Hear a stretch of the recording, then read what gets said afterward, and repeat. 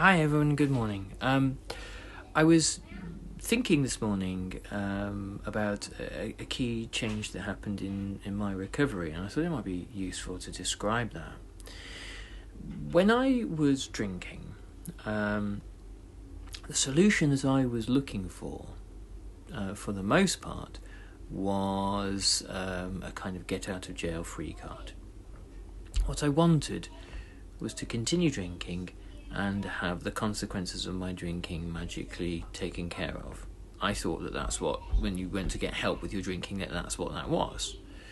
I thought that the idea of not drinking was just so laughable, ridiculously impractical, impossible, that there's no way anyone would ask that of me. No, I thought that there was a special skill you could learn somewhere that helped you to not just cope with your drinking, but to make sure that you could continue drinking basically as much as you liked, and then to kind of manage the problems that caused. Or a kind of a little talking shop where people with problems from drinking who are feeling all very depressed could sit and feel sorry for one another, and it would, make things a bit easier. There'd be at least someone to talk to, wouldn't there?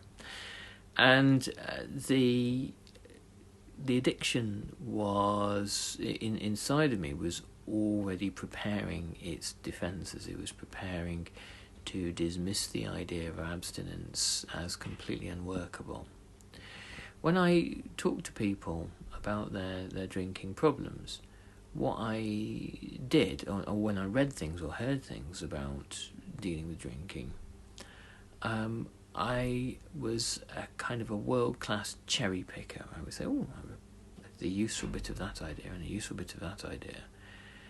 And that cherry picking was designed to make inaction happen.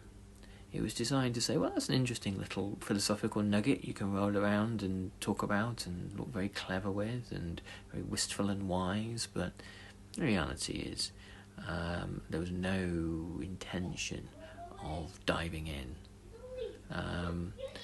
There was no kind of desire to actually put anything into practice. The idea that recovery is about doing, not talking, that was pretty much lost on me. So this is one of the things that kept me ill for so long. It was this selection, this ability to select the bits I liked, to ignore the bits I didn't like, and that could basically be described as kind of egotism, I know bestism, and that belief that I was a bit special and different, that what seemed to have worked for millions of other alcoholics wasn't going to work for me, because they're not like me, which is a bit of a kind of a laughable idea. So that cherry picking was also an example of the refusal to surrender.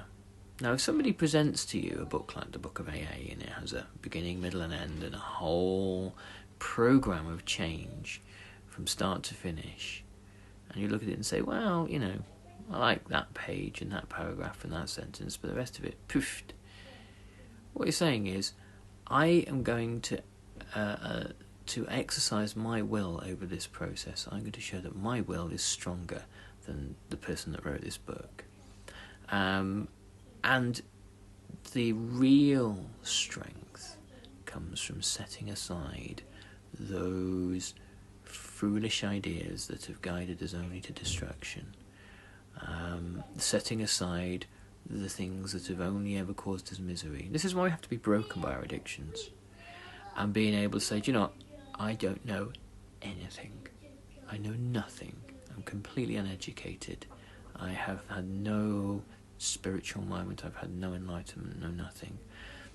And be it the big book of AA or something else, I'm going to give this a chance. And by giving it a chance isn't just, sticking your nose in the front page and kind of giving it a moment and then putting it aside to watch telly. Giving it a chance is reading it cover to cover and accepting it in its entirety. If it don't work for you, sure, you can go back to how you used to live, if that's what you want. But that's what I did. And then I listened to everything that was said in the big book. And then I started to go to AA meetings. I decided that I was so tired of my own ego. I was so tired of my own voice.